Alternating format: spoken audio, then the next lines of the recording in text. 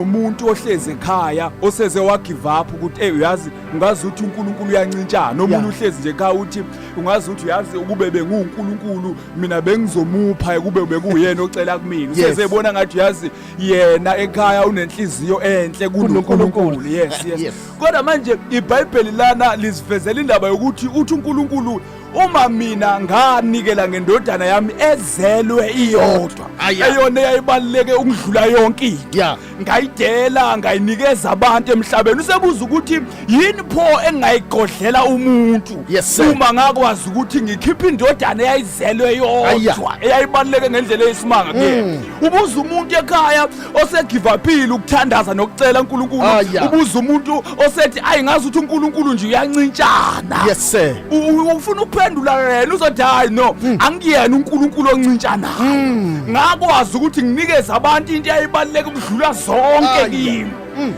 ubanikeza isiqiniseko sokuthi hayi mina nguNkulunkulu ophanayo kahle kahle nguNkulunkulu onikezanayo izinto sifuna ukuthini namhlanje ekseni mfundisi wami sifuna ukukhuluma nomuntu osegive upile sifuna ukukhuluma nomuntu osethi ayi angiboni ukuthi ngisazoqhubeka ngicele kuye angiboni ukuthi ngisazoqhubeka kube nento engiyishoyo kuye sizothi uNkulunkulu akancintshani uNkulunkulu akayena ungoqo usengacela uthole uma uNkulunkulu akwazi ukuthi akunikeze indodana yakhe angakuncintsha kanjani impumelelo akakuncintsha kanjani inqubekela phambili angakuncintsha kanjani inkululeko angakuncintsha kanjani into oyifunayo wena akunikeze indodana na This man is preaching. Yes, egameni lika Jesu angazi noma uyezwa yena umlaleli ekhaya. Egameni ukuthi uNkulunkulu akayena umuntu oncintshanayo. Lithi iBhayibheli mfundisi wami ngelinye ilanga enye indoda ogamli alisho igama la kodwa uBartholomew uyaliveza. Yayimpuputhe le ndoda yamemeza uNkulunkulu yamemeza uJesu. Yathi ondodana kaDavide ngihawukela. Kwasho ukuthi memeza umuntu ongagodlelayo yona le ndoda yayimemeza ukuthi ithole amehlo noma ithole ukubona. Kwasho ukuthi memeza umuntu ongagodlelayo imomeza umuntu ongayena ungoqo nempiliso noma nokubona emehlweni kodwa manje inkinga lithi imfundisi wami iBhayibheli kwaphendula kuqala abani kwaphendula abantu bathi mayithule kodwa yona ibingabizanga abantu bimemeze uJesu omunye umlalela ekhaya uyeke ngenxa ukuthi uthola impendulo yabantu omunye uthandazile wathola impendulo yezimo wathi uyakhuleka zavele zanda kakhulu hayi ngifuna ukuthini ngifuna ukuthi ungadikubaliswa ilokho ngoba kuphendulanga yena kuphendula abantu komunye kuphendula inkinga usazophendula naye ngoba yena isidalo sakhe akayena umuntu ogodlayo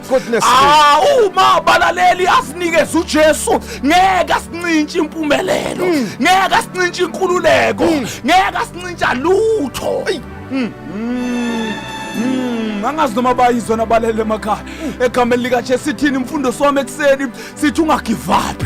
akagodlelana akancintshani sesothandaza sithi ungagive up lithi iBhayibheli kwakwasondela omunye wesifazane kuyena naye ezofuna impiliso kodwa wathi mayisondela wathi mangibambe nje umphetho wengubo yakhe lento engiyifunayo uyabona ukuthi wena nokukhola ukuthi uzoyithola futhi wayithola ngempela ngoba kagogo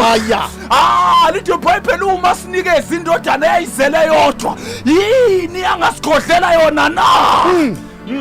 emakhaya kukhona abantu abacela izinto eziningi kunomama mhlawumbe ocela indodana yakhe ukuthi iphumelele kunobaba ocela ukuthi ekhaya lakhe kube khona inqubekela phambili kunomunye nje ocela usizo nokukhululwa kunomunye ocela ukuphila emzimbeni egameni lika Jesu sothi ikhona inkululeko uyaphilisa lithi iBhayibheli mali imchaza yena unguNkulunkulu wenyama yonke akukho kumahlulayo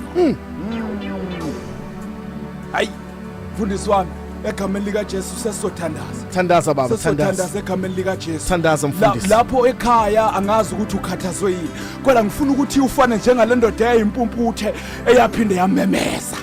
yamemeza sekukhona izinto ezazithi baba thula sekukhona izimo ezazithi thula kwasho ukuthi kuphendule abangabizwanga kuphendula izimo engacelwanga kodwa ke ngifuna ukuthi usengamemeza futhi ekhaya usengamemeza kanye nathi ekseni uvuka ekseni usabheka emsebenzini uyala uyakhona kodwa memeza kanye nathi ke ekseni uthi ndodana kaDavide ubungeke yini wasihawukela asithandaze nabe egameni lika Jesu thandaza mfundisi Baba uNkulunkulu wethu onamandla nongcwele nophakemeyo ubani onjengawe, ubani ongafaniswa nawe. Liqinisile izwi lakho baba malithi impela yini uNkulunkulu ongakusigodlela yona wena. Uma wasinikela ngendodana yakhe lithi imbhalo mayiqhubeka ichaza ithi yena impela